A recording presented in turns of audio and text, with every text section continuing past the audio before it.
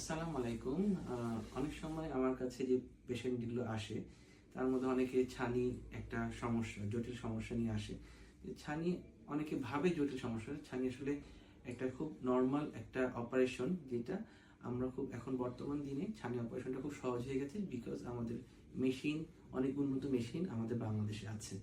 কিন্তু আমাদের বেশিরভাগ রোগী মাঝে মাঝে কিছু কিছু রোগী ভাবেন যে ছানি একবার পড়লে এটা পরবর্তীতে ওষুধের মাধ্যমে এটা ছানিটা চলে যাওয়া যায়। এই জন্য বিভিন্ন রকমের কবিরাজি চিকিৎসা, বিভিন্ন রকমের চিকিৎসা বিভিন্ন জায়গায় নিতে নিতে ছানিটা এত শক্ত হয়ে যায়, তখন আর মেশিনে অপারেশন করাটা খুব ডিফিকাল্ট হয়ে যায়।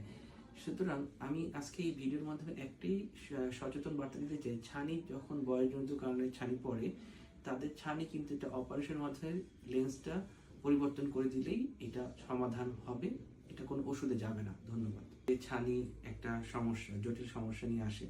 যে ছানি অনেকে ভাবে জটিল সমস্যা, ছানি আসলে একটা খুব নর্মাল একটা অপারেশন, যেটা আমরা খুব এখন বর্তমান দিনে ছানি অপারেশনটা খুব সহজ হয়ে গেছে বিকজ আমাদের মেশিন, অনেক উন্নত মেশিন আমাদের বাংলাদেশে আছে।